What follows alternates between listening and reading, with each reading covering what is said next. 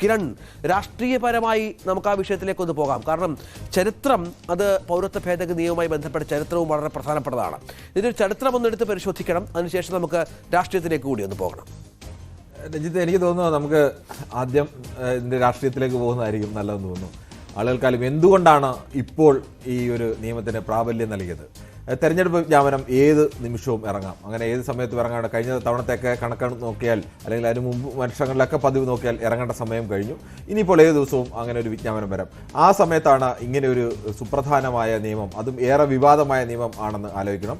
ഈ നിയമം പാർലമെന്റിൽ കൊണ്ടുവന്ന സമയത്ത് ഇന്ത്യയിൽ വ്യാപകമായ വലിയ പ്രതിഷേധങ്ങളും പ്രക്ഷോഭങ്ങളും ഒക്കെ നടന്നു. ഡൽഹിയിലടക്കം അത് രക്തരൂഷിതമായ പ്രക്ഷോഭത്തിലേക്കും ഒക്കെ നീങ്ങിയതാണ്. അതിനുശേഷമാണ് ഈ കോവിഡ് വ്യാപിച്ച് ശക്തമായ രീതിയിലേക്ക് വന്നതോടുകൂടി പ്രക്ഷോഭങ്ങളെല്ലാം ഒരു തരത്തിൽ അടങ്ങിയത് കോവിഡിൻ്റെ വ്യാപനത്തോടു കൂടിയായിരുന്നു. കേരളം, തമിഴ്നാട്, ബംഗാൾ, ഛത്തീസ്ഗഡ്, മധ്യപ്രദേശ്, രാജസ്ഥാൻ, ഇങ്ങനെ 6 സംസ്ഥാനങ്ങൾ ഇതിനെതിരെ പ്രമേയം പാസ്സാക്കുകയും ചെയ്തു. ഞങ്ങളുടെ സംസ്ഥാനത്ത് നടപ്പാക്കില്ല എന്ന് കണ്ടത് പ്രമേയം പാസ്സാക്കുകയും ചെയ്തു. 6 സംസ്ഥാനങ്ങൾ പ്രമേയം പാസ്സാക്കുന്ന 6 വലിയ സംസ്ഥാനങ്ങളാണ് എന്നതുകൂടി ആലോചിക്കണം. കേരളമാണ് അതിൽ അല്പമെങ്കിലും ചെറിയ സംസ്ഥാനം എന്ന് പറയുന്നത്. പക്ഷേ ഇതിൽ ഇപ്പോൾ 3 സംസ്ഥാനങ്ങൾ ഭരിക്കുന്നത് BJP ആണ്. മധ്യപ്രദേശ് ഇപ്പോൾ ഭരിക്കുന്നത് BJP ആണ്. രാജസ്ഥാൻ ഭരിക്കുന്നത് BJP ആണ്. ഛത്തീസ്ഗഡ് ഭരിക്കുന്നത് BJP ആണ്. അപ്പോൾ ഫലത്തിൽ 3 സംസ്ഥാനങ്ങൾ എന്ന് കൂടി, അതായത് ഈ 3 സംസ്ഥാനങ്ങൾ മാത്രമാണ് ഈ പൗരത്വ ഭേദഗതി നിയമം നടപ്പിലാക്കിയില്ലെന്നും ഇതുമായി ബന്ധപ്പെട്ട എതിർപ്പ് പ്രകടമാക്കിയതും. കൂടുതൽ സംസ്ഥാനങ്ങൾ, ഇപ്പോൾ കർണാടക ഭരിക്കുന്നത് കോൺഗ്രസ് ആണ്, തെലങ്കാന ഭരിക്കുന്നത് കോൺഗ്രസ് ആണ്. ഇതിനുശേഷം വന്ന മാറ്റങ്ങളാണ് ഇതൊക്കെ. അവരുടെ നിലപാട് ഇതുമായി ബന്ധപ്പെട്ട് വ്യക്തമായിട്ടുണ്ടോ? കോൺഗ്രസിന്റെ നിലപാട് കോൺഗ്രസ് നേരത്തെ തന്നെ വ്യക്തമാക്കി. അങ്ങനെയാണ് കോൺഗ്രസ് ആദ്യം കേരളം നടപ്പാക്കി, പിന്നാലെ കോൺഗ്രസ് ഭരിക്കുന്ന സംസ്ഥാനങ്ങളായിരുന്നു ഈ 6 സംസ്ഥാനങ്ങളും ഭരിച്ചുകൊണ്ടിരുന്നത്. കേരളം, തമിഴ്നാടും ബംഗാളും ഒഴികെ ബാക്കി 3 സംസ്ഥാനങ്ങളും കോൺഗ്രസ് ഭരിക്കുന്ന ഘട്ടത്തിലാണ് ഇങ്ങനെ ഒരു പ്രമേയം പാസ്സാക്കുകയും അത് അംഗീകരിക്കുകയും ഒക്കെ ചെയ്തത്. അതിനുശേഷം ഈ സംസ്ഥാനങ്ങൾ, മധ്യപ്രദേശിൽ നേരത്തെ തന്നെ ഭരണ അട്ടിമറിയുണ്ടായി. ജ്യോതിരാദിത്യ സിന്ധ്യയുടെ നേതൃത്വത്തിലുള്ള ഒരു ഭാഗം BJPയിലേക്ക് വന്നു. അങ്ങനെ അവിടെ BJP ഭരണം വരുന്നു. പിന്നീട് മറ്റ് 2 സംസ്ഥാനങ്ങൾ, രാജസ്ഥാനും ഛത്തീസ്ഗഡും തെരഞ്ഞെടുപ്പോടുകൂടി BJP ഭരണത്തിലേക്ക് വന്നു. തെലങ്കാനയും കർണാടകയും ഒക്കെ പിന്നീട് ഈ തെരഞ്ഞെടുപ്പിന്റെ ഭാഗമായി കോൺഗ്രസിൽ അധികാരത്തിൽ വന്ന സംസ്ഥാനങ്ങളാണ്. കോൺഗ്രസിനും മറ്റ് പ്രതിപക്ഷ പാർട്ടികൾക്കെല്ലാം ഒരു നിലപാടാണ്. അതിൽ തന്നെ ഏറ്റവും ശക്തമായ നിലപാട് സ്വീകരിക്കുന്നത് എനിക്ക് തോന്നുന്നു, അങ്ങനെ ഇപ്പോൾ ആദ്യം പ്രതികരണവുമായി വന്നതടക്കം മമതാ ബാനർജിയാണ്. പ്രത്യേകിച്ച് ബംഗാളിനെ സംബന്ധിച്ചാണ് ഇത് ഏറ്റവും കൂടുതൽ ബാധിക്കാനും ഒക്കെ സാധ്യതയുള്ളത്. നമ്മൾ ഇതിനകത്ത് കാണേണ്ടത് നിയമത്തിന്റെ ചരിത്രത്തിലേക്കും എങ്ങനെയാണ് നിയമം, അതിന്റെ നിയമവശങ്ങളിലേക്കും ഒക്കെ പിന്നീട് പോകാം. ഇത് രാഷ്ട്രീയമായി എങ്ങനെയാണ് BJPയെ സഹായിക്കുക എന്നുള്ളതാണ്. അതായത് BJP പ്രകടന പത്രികയിൽ വച്ച വളരെ പ്രധാനപ്പെട്ട 3 വാഗ്ദാനങ്ങൾ, അതിൽ 3ാമത്തേത് നടപ്പിലാക്കുകയാണ്. ആ ഇച്ഛാശക്തിയോടുകൂടിയാണ് 2024 പൊതുതെരഞ്ഞെടുപ്പിനെ BJP ഫേസ് ചെയ്യാൻ പോകുന്നത്. അത് 2 തരത്തിലാണ്. രാമക്ഷേത്രമായാലും ഈ ആർട്ടിക്കിൾ 370 ആയാലും ഈ പൗരത്വ ഭേദഗതി നിയമമായാലും അത് BJPയുടെ വളരെ കൃത്യമായ അജണ്ടയുമായി ബന്ധപ്പെട്ട് നിൽക്കുന്ന 3 നിയമങ്ങളാണ്. അത് തന്നെയാണ് രഞ്ജിത്ത് ഏറ്റവും പ്രധാനം. ഈ 3 നിയമങ്ങൾക്കുമുള്ള കോമണായ ഒരു പ്രത്യേകത എന്ന് പറയുന്നത്, ഈ 3 നിയമങ്ങളും BJPയും RSSും സംഘപരിവാരും ഒക്കെ മുന്നോട്ട് വെക്കുന്ന ഹിന്ദുത്വ അജണ്ടയുമായി നേരിട്ട് ബന്ധപ്പെട്ട 3 നിയമങ്ങളാണ്. 3 പ്രധാനപ്പെട്ട സംഭവങ്ങളാണ്. ഇപ്പോൾ അയോധ്യയിൽ രാമക്ഷേത്രം നിർമ്മിക്കുന്നത് അതൊരു ഹിന്ദുത്വ അജണ്ടയുടെ ഭാഗമായി, അല്ലെങ്കിൽ രാജ്യത്ത് ഒരു BJP ഉദ്ദേശിക്കുന്ന, സംഘപരിവാരം ഉദ്ദേശിക്കുന്ന ഒരു ഹിന്ദുത്വ ഏകീകരണത്തിന് സഹായിക്കുന്ന ഒരു തീരുമാനം. അതോടൊപ്പം തന്നെ കാശ്മീരിൻ്റെ പ്രത്യേക അവകാശം എടുത്തു കളയുക എന്നുള്ളതും വർഷങ്ങളായി BJPയുടെയും RSSന്റെയും ഒക്കെ ഒരു നയത്തിന്റെ ഭാഗമായ ഒരു തീരുമാനം നടപ്പാക്കുന്നു. അങ്ങനത്തെ ഒരു അജണ്ട, ഒരു ഹിന്ദുത്വ അജണ്ട നടപ്പാക്കുന്നു. ഇതിപ്പോൾ CAA ആയാലും അത്തരം ഒരു അജണ്ടയുടെ ഭാഗമായി വരുന്ന രാജ്യത്ത് ഈ തെരഞ്ഞെടുപ്പിന് മുന്നോടിയായി BJP മുന്നോട്ട് വെക്കാൻ ആഗ്രഹിക്കുന്നത്, BJP പരമ്പരാഗതമായി ഉയർത്തിക്കാണിക്കുന്ന, അല്ലെങ്കിൽ RSSും സംഘടനകൾ ഉയർത്തിക്കാണിക്കുന്ന ഒരു ഹിന്ദുത്വ അജണ്ട ഞങ്ങൾ വാഗ്ദാനമായി നൽകിയിരുന്നു. അത് ഒരു വാഗ്ദാനമായി നൽകുക മാത്രമല്ല, 2ാം മോദി സർക്കാർ ഇത് 3 നടപ്പാക്കുന്നു. ഇതെല്ലാം ഇന്നോ ഇന്നലെയോ മുന്നോട്ട് വെച്ച വാഗ്ദാനങ്ങളല്ല. ഇതെല്ലാം വളരെ നേരത്തെ തന്നെ ഇതിന്റെ ഭാഗമായ വാഗ്ദാനങ്ങളോ അല്ലെങ്കിൽ അജണ്ടകളോ ഒക്കെയാണ്. ഈ അജണ്ടകളൊക്കെ പലപ്പോഴും പറയുകയും സമരം ചെയ്യുകയും അല്ലെങ്കിൽ ഇതിന്റെ ഭാഗമായി പ്രചരണം നടത്തുകയും ഒക്കെ ചെയ്യുമ്പോഴെല്ലാം വലിയ വിമർശനം ഉണ്ടായിരുന്നത്, BJPക്ക് അധികാരം കിട്ടി, ഇത് 2ാം തവണയും അധികാരം കിട്ടി, അത് വലിയ ഭൂരിപക്ഷത്തോടുകൂടി അധികാരത്തിൽ വരുന്നു, ഈ അധികാരത്തിൽ വരുന്ന സമയത്തൊന്നും ഇത് നടപ്പാക്കാൻ കഴിയുന്നില്ല. ഈ നടപ്പാക്കിയ സമയം കൂടി നമ്മൾ ആലോചിക്കണം. ഈ നടപ്പാക്കിയ സമയമെല്ലാം ഭരണത്തിന്റെ ഏറ്റവും അവസാന ഘട്ടത്തിൽ, അയോധ്യ രാമക്ഷേത്ര നിർമ്മാണമാണെങ്കിൽ ധൃതിയിൽ പണി പോലും പൂർത്തിയാകാതെ ക്ഷേത്രം നിർമ്മിച്ച് അവിടെ തുറന്നു നൽകുന്നത് തെരഞ്ഞെടുപ്പിന് 1-2 മാസം മാത്രം നിൽക്കുമ്പോൾ, ഇത് തെരഞ്ഞെടുപ്പിന് ദിവസങ്ങൾ, മണിക്കൂറുകളാണോ ദിവസങ്ങളാണോ എന്നത് തെരഞ്ഞെടുപ്പ് കമ്മീഷന്റെ പ്രഖ്യാപനത്തെ ആശ്രയിച്ചിരിക്കുകയാണ്. ഏത് സമയത്തും വരാവുന്നതാണ്. ആ സമയത്ത് നടപ്പാക്കുമ്പോൾ ഇതുകൊണ്ട് BJP ലക്ഷ്യമിടുന്നത്, ഇപ്പോൾ ഇതിന്റെ പ്രധാനപ്പെട്ട ഒരു വിഷയം, ഇതിപ്പോൾ ഉടനെ ഈ തെരഞ്ഞെടുപ്പിന് മുമ്പ് നടപ്പാക്കാനോ ഒരാൾക്കെങ്കിലും പൗരത്വം പൗരത്വം കൊടുക്കാനോ കഴിയില്ല.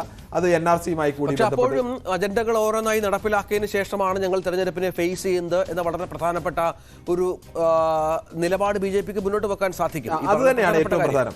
ഇത് രാജ്യത്ത് ചർച്ചയാവുമ്പോൾ വരുന്നതിന്റെ ഒരു പ്രധാനപ്പെട്ട വിഷയം എന്താണ്? രാജ്യത്ത് അഫ്ഗാനിസ്ഥാനിൽ നിന്നും അല്ലെങ്കിൽ ബംഗ്ലാദേശിൽ നിന്നും പാകിസ്ഥാനിൽ നിന്നുമൊക്കെ ആളുകൾ കുടിയേറുന്നുണ്ട്.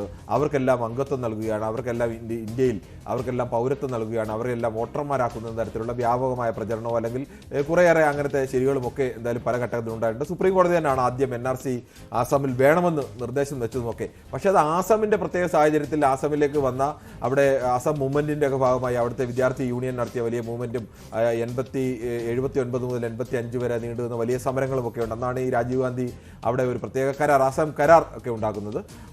അന്ന് കോടതി നിർദ്ദേശിച്ചാണ്. പക്ഷേ പിന്നീട് വന്ന സർക്കാരുകളൊന്നും തന്നെ അത് നടപ്പാക്കാനൊന്നും പോയില്ല. അങ്ങനെ അതിനുശേഷം പിന്നീട് ഈ NDA സർക്കാരാണ് പിന്നീട് അങ്ങനെ ഒരു NRCയിലേക്കും ഒക്കെ വരുന്നത്. പക്ഷേ ആ NRC അടക്കം പൂർണ്ണമായി നടപ്പാക്കാതെ ഇത് നടപ്പായില്ല. ഇപ്പോൾ ഈ നേരത്തെ പറഞ്ഞതൊക്കെ പോലെ വനിതാ സംവരണത്തിന്റെ നിയമവും പാസ്സാക്കി. പക്ഷെ അതും ഇപ്പോൾ ഉടനെ ഈ തെരഞ്ഞെടുപ്പിന് മുമ്പ് ഒന്നും നടപ്പാക്കാൻ പോകുന്നില്ല. പക്ഷേ രാജ്യത്ത് വലിയ തരത്തിൽ ദീർഘകാല ലക്ഷ്യങ്ങളാണ് ഏതായാലും BJPക്കുള്ളത്. കാരണം 2024 അധികാരത്തിൽ വരും എന്ന പൂർണ്ണ ആത്മവിശ്വാസത്തോടു കൂടിയാണ് BJP തെരഞ്ഞെടുപ്പിനെ ഫേസ് ചെയ്യുന്നത്. അതിനു മുൻപ് ജനങ്ങളോട് പറയാൻ അവർക്ക് ഇത്തരം കാര്യങ്ങൾ, ഈ വാഗ്ദാനങ്ങൾ പാലിച്ചേ പറ്റൂ.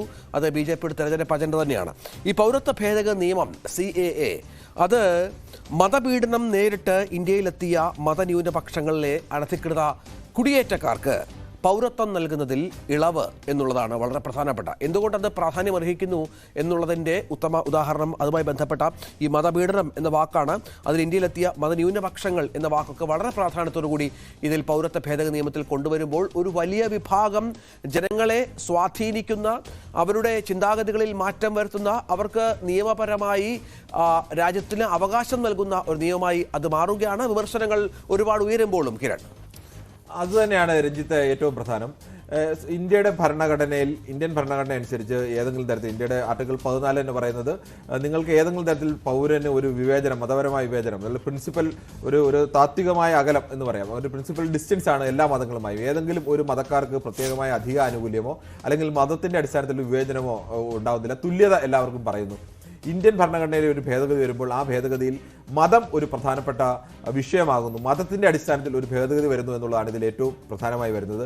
നമുക്ക് തന്നെ പരിശോധിച്ചാൽ അറിയാം, 3 രാജ്യങ്ങളിൽ നിന്ന് വരുന്നവർക്കാണ് പ്രധാനമായും ഇളവ് നൽകുന്നത്. അതുകൂടി കാർഡ് കാണിച്ചാൽ ശ്രദ്ധിച്ചാൽ നന്നാവും. അഫ്ഗാനിസ്ഥാൻ, പാകിസ്ഥാൻ, അതോടൊപ്പം തന്നെ ബംഗ്ലാദേശ്. ഈ 3 രാജ്യങ്ങളിൽ നിന്ന് വരുന്ന രാജ്യങ്ങളിൽ നിന്ന് ഇന്ത്യയിലേക്ക് കുടിയേറിയ ആളുകൾക്കാണ് ഇളവ് നൽകുന്നത്. അങ്ങനെ തന്നെ കുടിയേറിയ ആളുകൾക്ക് എല്ലാവർക്കും ഇങ്ങനെ ഒരു ഇളവ് നൽകുന്നില്ല.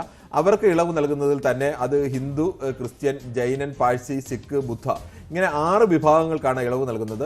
അവിടെ നിന്ന് വരുമ്പോൾ അതിൽ ഒഴിവാക്കപ്പെട്ട ഒരു പ്രധാനപ്പെട്ട വിഭാഗം എന്ന് പറയുന്നത് അത് മുസ്ലിം ജനവിഭാഗമാണ്.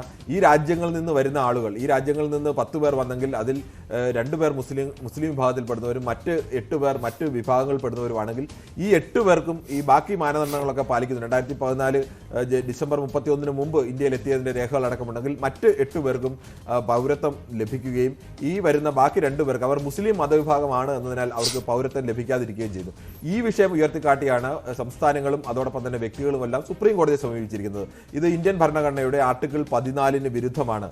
ഇങ്ങനെ ഏതെങ്കിലും ഒരു തരത്തിൽ തുല്യത എന്ന് പറയുന്ന ഇന്ത്യൻ ഭരണഘടന പറയുന്ന തത്വത്തിന്, മൗലികമായ തത്വത്തിന് വിരുദ്ധമാണ്. മതത്തിന്റെ പേരിൽ ആളുകൾക്ക് പൗരത്വം നൽകുന്നു എന്നുള്ള ഒരു വിഷയം ചൂണ്ടിക്കാണിക്കുന്നു. കോടതിയിൽ തീർച്ചയായും ഇതുമായി ബന്ധപ്പെട്ട നിരവധി നിയമ പോരാട്ടങ്ങൾ കൂടി നടക്കുന്നുണ്ട്.